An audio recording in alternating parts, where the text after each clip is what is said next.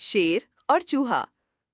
बहुत जमाने पहले एक घने जंगल में एक ताकतवर शेर रहता था। एक दिन वो शिकार के बाद थककर एक बड़े दरख्त के साए तले सो गया।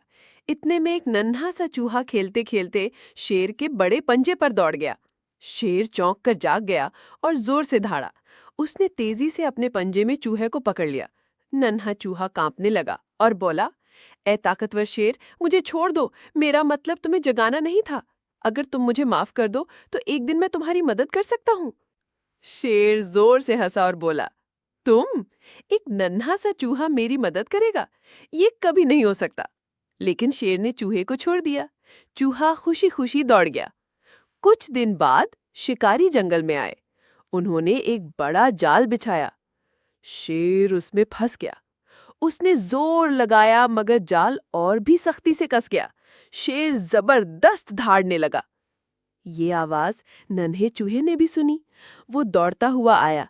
फिर उसने अपने तेज दांतों से जाल को कुतरना शुरू कर दिया और शेर आजाद हो गया। शेर ने मुस्कुराकर कहा, तुम सच कहते थे नन्हे दोस्त, आज तुमने मुझे बचा लिया। मैंने कभी सोचा भी ना था कि एक छोटा सा चूहा शेर की मदद कर सकता है। सबक: कोई नेकी जाया नहीं जाती।